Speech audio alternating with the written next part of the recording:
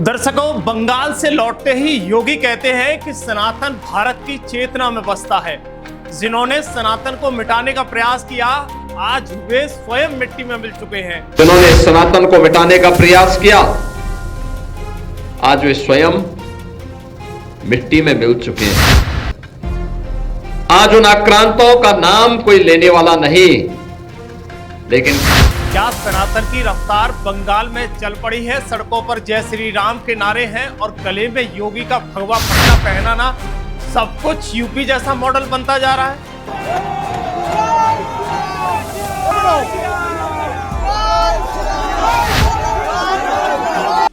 बंगाल में जिस नेता ने भगवाधारी के सामने दंडवत प्रणाम किया, उसने ममता को सबक सिखा दिया।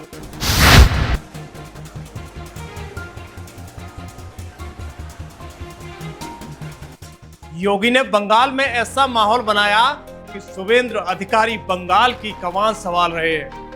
दर्शकों, बंगाल की जनता योगी जैसा सीएम मांग रही थी और हुआ भी वही मांगा जो, यानी पूरा बंगाल भगवा में हो गया।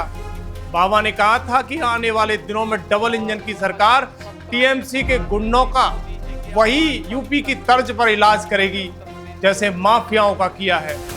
दर्शकों, पश्चिम बंगाल की राजनीति में लंबे समय से कानून व्यवस्था और प्रशासनिक सख्ती को लेकर बहस होती रही है। चुनावी माहौल के दौरान कई इलाकों में लोगों के बीच ये चर्चा सुनने को मिलती थी कि राज्य में अब ऐसी सरकार आनी चाहिए कि जो अपराध, हिंसा और सख्त कार्रवाई कर सके। इसी वजह से चुनाव प्रचार के दौरान उत्तर प्रदेश के मुख्यमंत्री योगी आदित्यनाथ की रैलियों को लेकर भी लोगों में काफी उत्साह देखने को मिला था। जब भी योगी आदित्यनाथ बंगाल में चुनाव प्रचार करने पहुंचते, उनकी सभाओं में भारी भीड़ उमड़ती हुई दिखाई देती थी।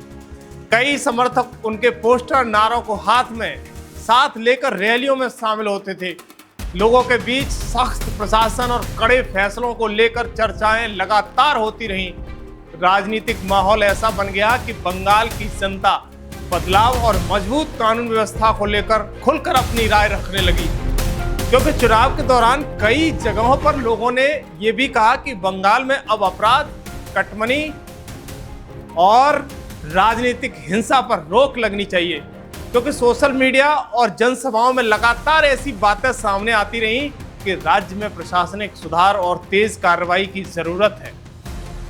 यही कारण रहा कि चुनाव प्रचार में बुलडोजर मॉडल और सख्त प्रशासन जैसे मुद्दे की चर्चा का केंद्र बनता रहा। राजनीतिक विश्लेषकों का मानना है कि बंगाल के चुनावों में सिर्फ राजनीतिक दलों की लड़ाई नहीं थी, बल्कि जनता के बीच कानून व्यवस्था, सुरक्षा, प्रशासनिक बदलाव को लेकर भी बड़ी बहस चल रही थी। अब सत्ता परिवर्तन के बाद लोग ये देखने का इंतजार कर रहे हैं कि नई सरकार अपने वादों पर कितना अमल कर पाती है और क्या प्रस्ताव वास्तव में बदलाव बंगाल की राजनीतिक और प्रशासन में बड़ा बदलाव देखने को मिल सकता है। दर्शकों, चुनाव प्रचार के दौरान एक तस्वीर ने पश्चिमी बंगाल की राजनीति में खूब चर्चा बटोरी थी। जब उत्तर प्रदेश के मुख्यमंत्री योगी आदित्यनाथ और शुभेंदु अधिकारी एक मंच पर दिखाई दिए, तब समर्थकों के बीच जबरदस्त उत्साह देखने को था। उस दौरान मंच से लेकर जनसभाओं तक ये संदेश देने की कोशिश की जा रही थी कि बंगाल में अब एक मजबूत और सख्त प्रशासनिक नेतृत्व की जरूरत है। दर्शकों, राजनीतिक माहौल ऐसा बनाया गया था कि लोग शुभेंदु अधिकारी की कार्यशैली की तुलना योगी आदित्यनाथ के सख्त फैसलों के और प्रशासन मॉडल की तर्ज पर करने लगे थे। चुनावी सभाओं में कानून व्यवस्था, सांस्कृतिक पहचान और मजबूत शासन जैसे मुद्दे लगातार प्रमुखता से उठते हुए बंगाल की धरती पर दिखाई दिए, क्योंकि योगी आदित्यनाथ अक्सर अपनी सभाओं में सनातन, राष्ट्र और सांस्कृतिक मूल्यों की बात करते हुए दिखाई देते थे। वहीं शुभेंदु अधिकारी भी चुनाव प्रचार के दौरान बंगाल की पहचान, सुरक्षा और प्रशासनिक बदलाव को लेकर लगातार आक्रामक अंदाज में मंच पर दिखाई दे रहे थे। यही वजह रही कि चुनावी माहौल में दोनों नेताओं की जोड़ी को लेकर समर्थकों के बीच एक खासा उत्साह देखने को मिल रहा था। तमाम सारी भीड़ उन रैलियों में उमड़ रही थी और भीड़ के साथ साथ उस रैली में बुलडोजर भी देखने को मिल रहे थे। ऐसा लग रहा था कि मानो ये रैलियां यूपी की धरती पर हो रही हों, लेकिन बंगाल में ये परिवर्तन की लहर थी। दर्शकों, चुनाव के दौरान शुभेंद्र अधिकारी के कई बयान काफी चर्चाओं में रहे, खासकर जब शुरुआती रुझानों में मुकाबला कांटे का दिखाई दे रहा था। तब उन्होंने आत्मविश्वास के साथ कहा था कि अंतिम नतीजे पूरी तस्वीर बदल देंगे। उस समय राजनीतिक माहौल बेहद गर्म था, हर सीट पर लोगों की नजर बनी हुई थी। जब मीडिया ने उनसे शुरुआती रुझानों को लेकर सवाल किए, तब उन्होंने कहा था कि अभी कोई महत्वपूर्ण इलाकों की मतगणना मेरे उसमें नहीं आई है और अंतिम परिणाम आने तक इंतजार करना चाहिए। उनका दावा था कि जैसे जैसे बाकी क्षेत्रों में काउंटिंग पूरी होगी, तस्वीर पूरी बदल जाएगी, क्योंकि इसके बाद जैसे जैसे मतगणना आगे बढ़ी, मुकाबला और भी दिलचस्प होता गया।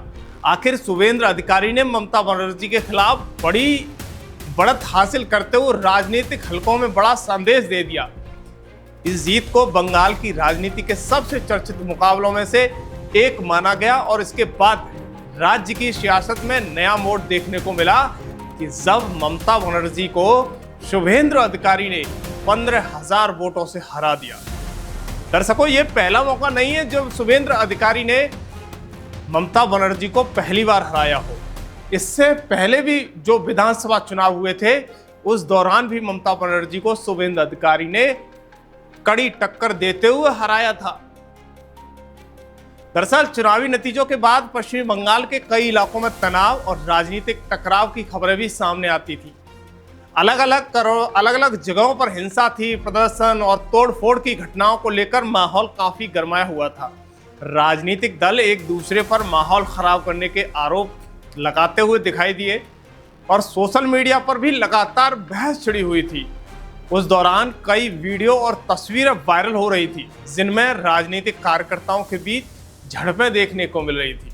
आरोप प्रत्यारोप का दौर इतना बढ़ गया था कि हर पार्टी अपने विरोधियों को हिंसा के लिए जिम्मेदार ठहराने लगी थी। वहीं बीजेपी के कई वरिष्ठ नेताओं ने सार्वजनिक रूप से साफ कह दिया था कि पार्टी किसी भी प्रकार की हिंसा और अराजकता का समर्थन नहीं करती है और अगर कोई कार्यकर्ता कानून हाथ में लेता दिखाई देता है तो उसके खिलाफ सख्त कार्रवाई की जाएगी। यहां तक कि आरोप ये लगा कि टीएमसी के खुद कार्यकर्ता बीजेपी के झंडे लेकर और टीएमसी के कार्यालयों में ऊधम करना शुरू कर रही थी। इसके बाद प्रशासनिक स्तर पर सख्ती बढ़ाई गई और कई संवेदनशील इलाकों में अतिरिक्त पुलिस बल तैनात कर दिया गया। सोचिएगा, धीरे धीरे हालात सामान्य होने लगे और राजनीतिक माहौल में भी कुछ हद तक शांति लौटती हुई दिखाई दी। यानी चुनावी टकराव के बीच सबसे बड़ी चुनौती राज्य में कानून व्यवस्था बनाए रखने की और आम जनता में भरोसा कायम रखने की रही थी। दर्शकों, शपथ ग्रहण समारोह के दौरान कई बड़े राजनीतिक दल देखने को मिले, यानी वो राजनीतिक जो उतार चढ़ाव थे वो भी देखने को मिले। यानी मुख्यमंत्री की शपथ के दौरान शुभेंद्र अधिकारी ने प्रधानमंत्री नरेंद्र मोदी, गृह मंत्री अमित शाह, रक्षा मंत्री राजनाथ सिंह और कई वरिष्ठ नेताओं से मुलाकात की और आशीर्वाद लिया। समारोह में देश भर के कई मुख्यमंत्री और बड़े नेता मौजूद थे, जिसकी वजह से पूरे कार्यक्रम का माहौल बेहद खास दिखाई दिया। लेकिन इसी बीच जब शुभेंद्र अधिकारी उत्तर प्रदेश के मुख्यमंत्री योगी आदित्यनाथ के पास पहुंचे, तब वहां मौजूद समर्थकों के बीच जबरदस्त उत्साह देखने को मिला। बताया जा रहा है कि योगी आदित्यनाथ ने शुभेंद्र अधिकारी को भगवा पटका पहनाकर उनका स्वागत सम्मान किया। जैसे ही ये दृश्य मंच पर दिखाई दिया, वहां तालियों और नारों की गूंज तेज हो गई। यानी समारोह में मौजूद समर्थक जोरदार उत्साह दिखाते हुए नजर आए। सोशल मीडिया पर भी ये पल तेजी से वायरल हो रहा था कि जब सनातन की आवाज बुलंद करने वाले दोनों एक मंच पर एक दूसरे का स्वागत सम्मान कर रहे थे। यानी जनता ने सोच लिया कि अब बंगाल की धरती पर बुलडोजर कार्रवाई की एक नई रूपरेखा लिखी जानी है। दर्शकों, दोनों नेताओं की मुलाकात को लेकर समर्थकों के बीच अलग अलग उत्साह देखने को मिला। चुनाव प्रचार के दौरान भी दोनों नेताओं की सभाओं में बड़ी संख्या में लोग जुटते हुए दिखाई दे रहे थे। अब शपथ ग्रहण समारोह में ये मुलाकात राजनीतिक चर्चाओं का एक बड़ा दिलचस्प हिस्सा बन गई है। दरअसल चुनावी प्रचार के दौरान शुभेंद्र अधिकारी लगातार कानून व्यवस्था, भ्रष्टाचार, राजनीतिक हिंसा जैसे मुद्दों को उठाते हुए नजर आ रहे थे। अब सत्ता संभालने के बाद समर्थकों के बीच भी ये चर्चा तेज हो गई है कि नई सरकार बंगाल में अपराध, कटमनी, माफिया नेटवर्क के खिलाफ बड़े स्तर पर कार्रवाई कर सकती है। क्योंकि राजनीतिक विश्लेषकों का मानना है कि बंगाल की नई सरकार शुरुआत से ही प्रशासनिक सख्ती और मजबूत कानून व्यवस्था का संदेश देना चाहती है। यही वजह है कि सत्ता परिवर्तन के बाद लगातार बड़े फैसले, अधिकारियों के तबादले और हाई लेवल बैठकों की खबरें सामने आ रही हैं। यानी अब आने वाले दिनों में सबकी नजर इस बात पर रहेगी कि नई सरकार अपने वादों को जमीन पर किस तरह से लागू करती है। दर्शकों, इस समय सोशल मीडिया पर योगी आदित्यनाथ और शुभेंद्र अधिकारी की मुलाकात के सबसे ज्यादा एक चर्चा का बाजार बना हुआ है। समर्थकों का कहना है कि योगी आदित्यनाथ सिर्फ एक मुख्यमंत्री नहीं बल्कि सख्त प्रशासन, हिंदुत्व और मजबूत नेतृत्व की बड़ी पहचान बन चुके हैं। यही वजह है कि उनकी सभाएं और मौजूदगी का असर दूसरे राज्यों की राजनीति में भी दिखाई देने लगा है। दर्शकों, कई लोग ये भी मान रहे हैं कि बंगाल चुनाव के दौरान योगी आदित्यनाथ ने जिस तरह का माहौल बनाया उसने बीजेपी समर्थकों में अलग ही ऊर्जा भर दी थी। वहीं शुभेंद्र अधिकारी भी लगातार मजबूत कानून व्यवस्था, सख्त प्रशासन की बात करते थे। अब सत्ता परिवर्तन के बाद दोनों नेताओं की मुलाकात को लेकर चर्चाएं तेज हैं, तो इस पर तमाम सारे सोशल मीडिया यूजर लिख भी रहे हैं। दर्शकों, सोशल मीडिया पर लोग कह रहे हैं कि जैसे ही शुभेंद्र अधिकारी प्रधानमंत्री नरेंद्र मोदी का आशीर्वाद लेने के बाद योगी आदित्यनाथ के पास पहुंचे, वहां मौजूद समर्थकों का उत्साह चरम पर पहुंच गया था। लोग लगातार वीडियो शेयर करते हुए लिख रहे हैं कि योगी जैसा, यानी योगी जी का ऑरा अलग ही है और उनके स्वागत के दौरान जो शोर सुनाई दिया उसने पूरे समारोह का माहौल ही बदल दिया।